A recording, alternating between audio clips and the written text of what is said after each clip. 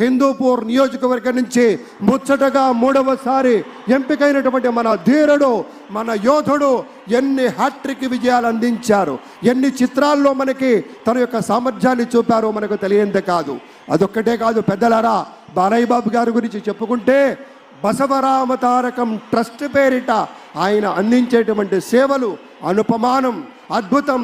Cancer వ్యాధితో బాధపడుతున్నటువంటి అనేక మంది ఆర్తుల్ని రక్షించడం కోసం బసవతారకం ట్రస్ట్ పక్షాన విశేషమైనటువంటి రీతిలో సేవలు అందిస్తున్న బాలయ్య బాబుకి జై.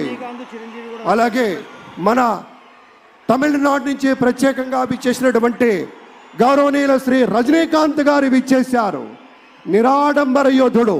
అలాగే మన పెద్దలు మెగాస్టార్ శ్రీ చిరంజీవి గారు విచ్చేశారు. స్వాగతం పలుకుతాం గట్టిగా మన మెగాస్టార్ చిరంజీవి గారికి. అద్భుతం. ఆత్మీయ ఆలింగనాల నడుమ సహేతుకమైన సప్రమాణికమైనటువంటి రీతిలో ఆ విరయం చూడండి మన రజనీకాంత్ గారిది.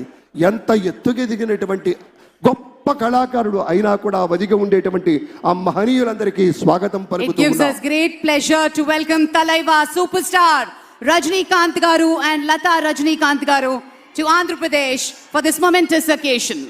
పద్మ విభూషణులు ఆ రోజు మనం అంతా చూసాం. పుత్రోత్సాహం తండ్రికి ఏ విధంగా ఉంటుందో మనకి తెలియదు, కానీ సోదర ఉత్సాహం ఆ సాష్టాంగ నమస్కారంలో మనం అంతా వీక్షించాం.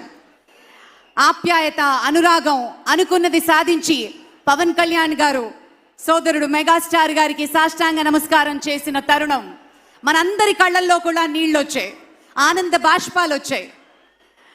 ఒక విజయాన్ని సొంతం చేసుకుని తిరిగి ఇంటికి వెళ్ళి తల్లి గారికి, వదిన గారికి, అన్నగారికి చేసిన సాష్టాంగ నమస్కారాన్ని ఈరోజు సభాముఖంగా గుర్తు చేసుకోవడం అవసరం అనిపించింది. It gives us great pleasure to welcome all the dignitaries across the world. ఇప్పుడు ఒక సాంస్కృతిక అంశంలోకి వెళ్లే ముందు ఒక ఆడియో విజువల్ ప్రెజెంటేషన్ ప్లే చేయవలసిందిగా టెక్నికల్ టీమ్ ని రిక్వెస్ట్ చేస్తున్నాం. ఏవి ప్లీజ్. ప్రజల నుదిటి రాతను మార్చిన నాయకత్వం శ్రీ నారా చంద్రబాబు కాల ప్రజలను భాగస్వాములను చేశారు. స్వచ్ఛ ఆంధ్రప్రదేశ్కు ఆనాడే బీజం వేశారు.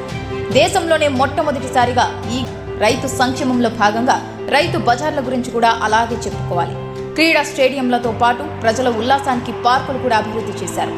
నీటి విలువను ప్రజలకు తెలియజేసిన ఇంకుడు గుంతలు కూడా